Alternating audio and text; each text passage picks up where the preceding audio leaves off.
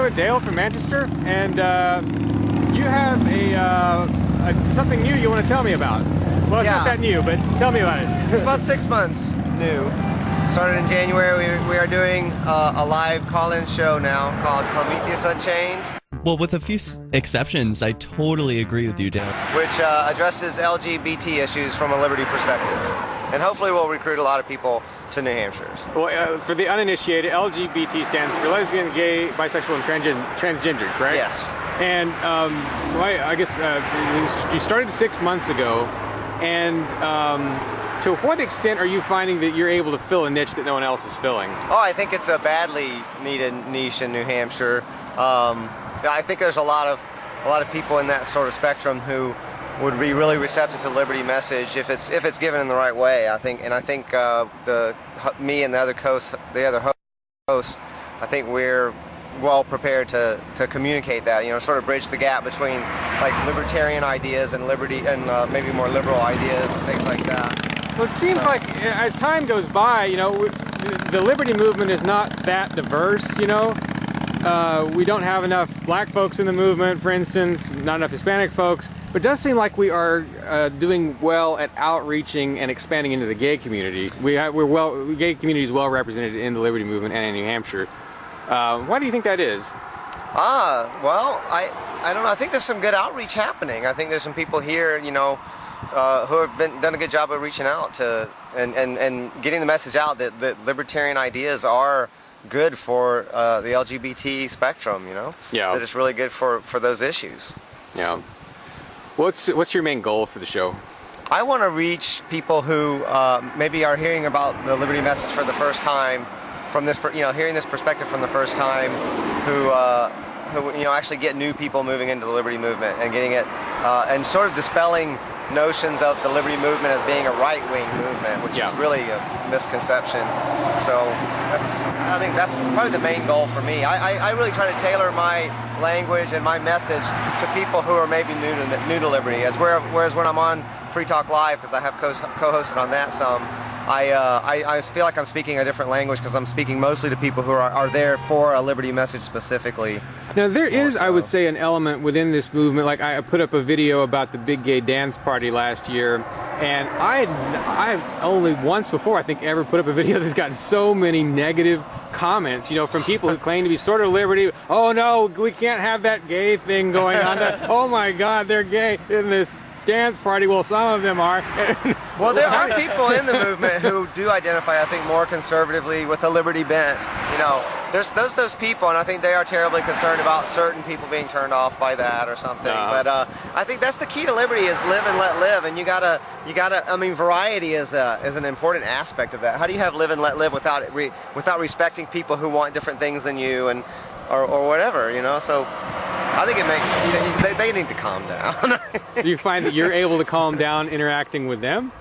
I think so. I try to be, I do try to respect where they're coming from and try to, I think, you know, a lot of this is, you know, everyone can get what they need out of the liberty movement.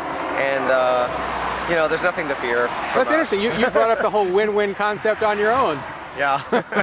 Which I was going to ask you about. You know, can you think of a way that, you know, the sort of gay-phobic liberty folk and the, you know, gay-ophile liberty folk, or folks who are in the gay community, how can they work things out so that they both win? That's a good point. Actually, that's something that comes up a lot. Are people like asking, well, not a whole lot, but once or twice that people have called in and said, you know, being concerned about bashing on religion or something like that. And that's something we are very careful to be really specific. If we're addressing someone, there are a lot of hateful things that come out of specific religious arguments, but I try as hard as I can to focus and say, I am not talking about, you know, I don't want to bad talk the Christian religion or the Muslim religion or anything. Just because of a specific person comes out and says something, I find people who have some kind of hateful attitude,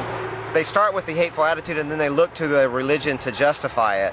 Right. And there's so many people that don't do that. I'm very careful every time something like that comes up to clarify, and I try to get my co-hosts and such to be Like to Derrick? have a respectful attitude about that as well. Yeah, Derrick joins us once a month right now. Hopefully more in the future. That's right, and we even had a difficult time today not bashing Catholicism because there was a woman who was... I can bash it for you. She was looking to use the violence of the state rather than go up to her neighbor in her community and share what was on her mind with them. So I just see that as deplorable.